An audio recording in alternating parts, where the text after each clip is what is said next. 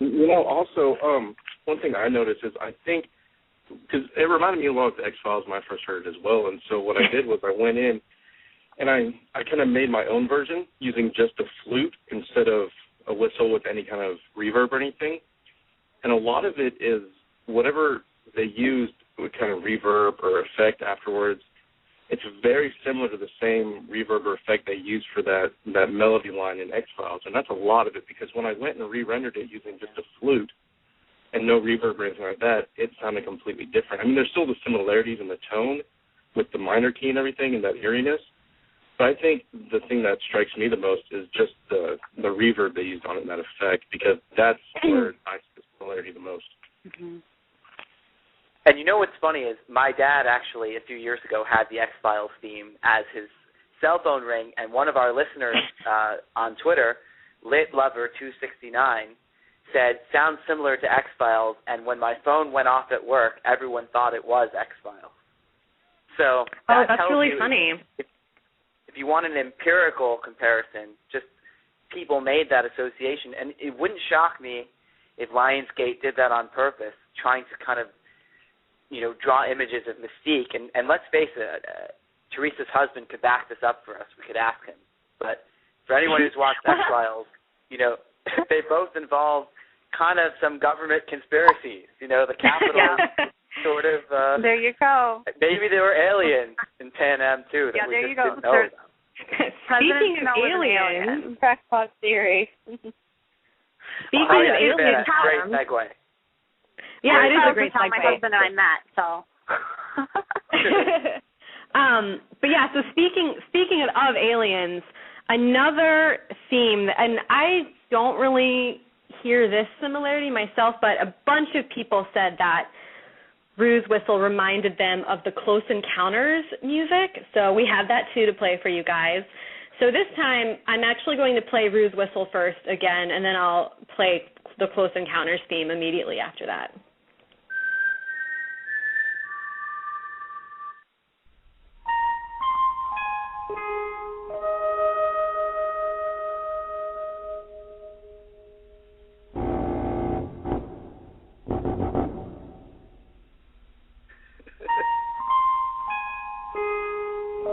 Don't worry, it's not the entire thing, you guys, just so you know.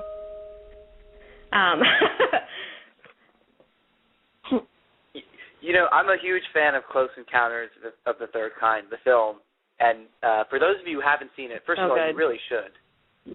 Classic Spielberg. But secondly, those 5 notes are tremendously important. It's actually what the aliens use to communicate with the Earthlings, that being us, the humans, us on Earth. And so I think that it is a great example, even if you don't think the notes are similar, maybe the symbolism or the importance of how a little motif can make such a dramatic impact on a film or on a book. And so maybe it was relevant for that point. But did anybody else actually feel a parallel that these 5 notes from Close Encounters are sort of like the 4 notes from Rue's theme? Yeah.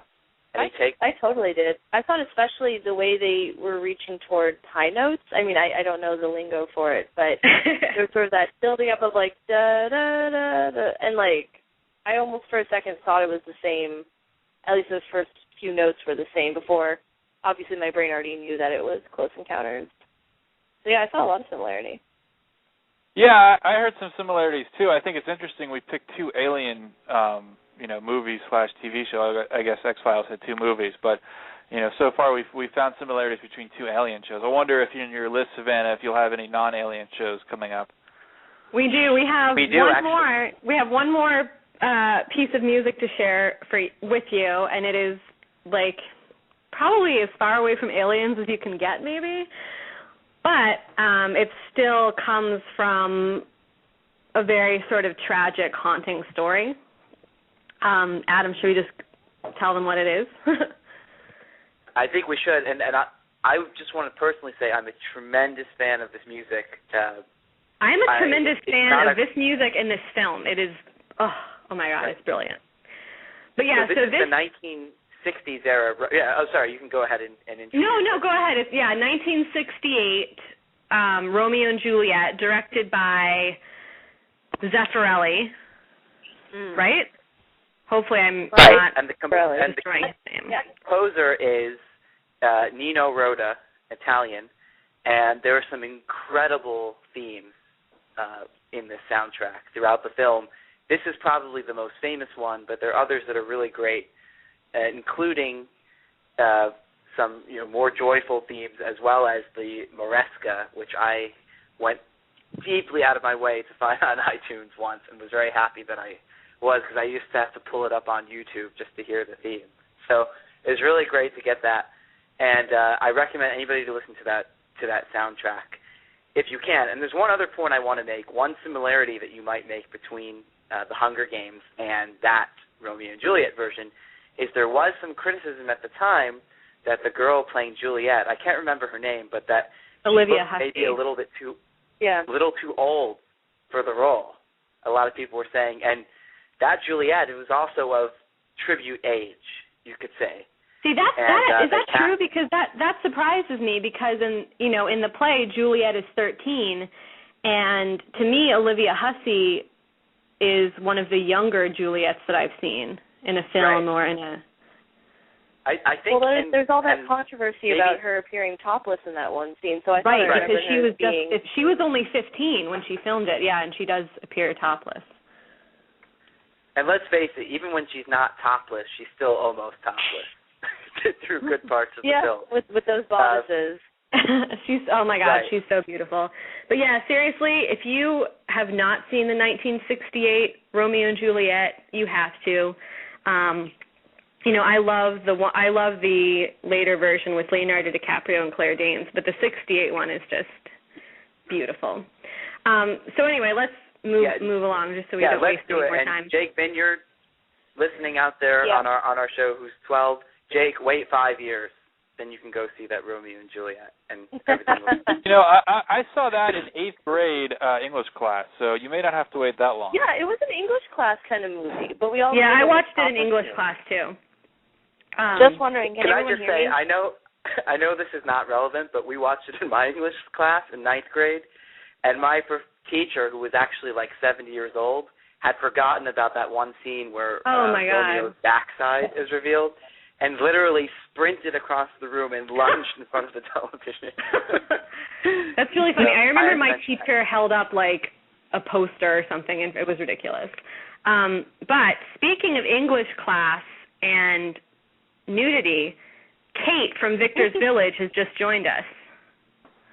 I'm so glad that what a way to be introduced. Hi, Kait. And Mrs. Orman is actually there too, but we're going to keep her in the green room until we get into the education discussion. So I hope, Mrs. Orman, that you're enjoying that sandwich platter back there and the bottled water. Okay, so anyway. What to me is extraordinary about this theme, and I'm not musically, I love music, but from a technical standpoint, I'm not musically inclined at all, but I believe that these are actually the same notes being used. So let's go ahead and listen. That was a ridiculously long intro for this, but that's okay. So we'll listen to Rue's whistle one more time, then I will play an excerpt from the 1968 Romeo and Juliet theme.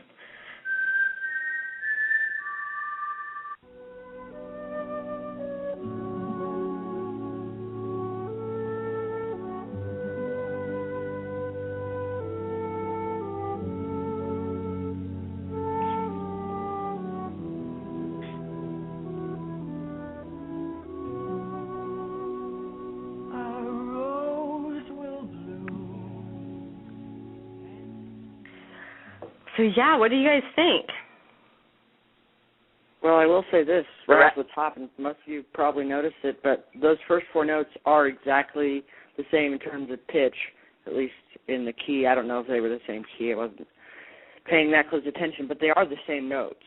So slightly different rhythm, but they are the same notes. And to me, I don't think that was intentional, but that is so compelling to me because no, Rue's story is not at all similar to Romeo and Juliet, but it is definitely a tragedy, and, she is someone whose life was cut short at such a young age.